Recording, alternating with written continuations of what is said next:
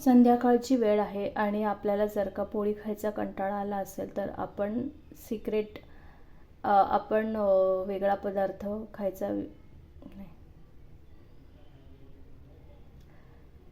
संध्याकाळची वेळ आहे.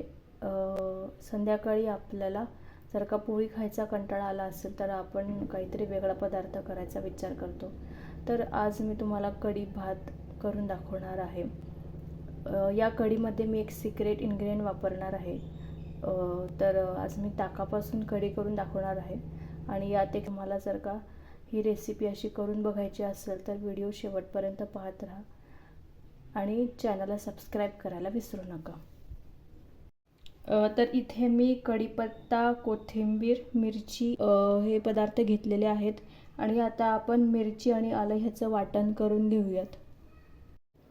तर आलं आणि मिरच्या आपण खलबत्त्यामध्ये कुटून घेणार आहोत. खलबत्त्यामध्ये कुटल्याने त्याला एक वेगळा स्वाद छान येतो.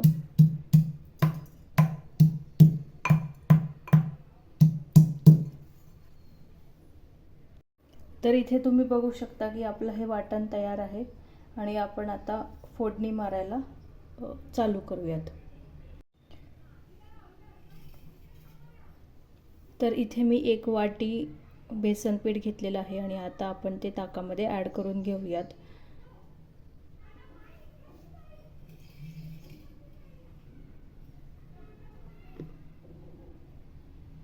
आणि आपण हे घोटून घेऊयात.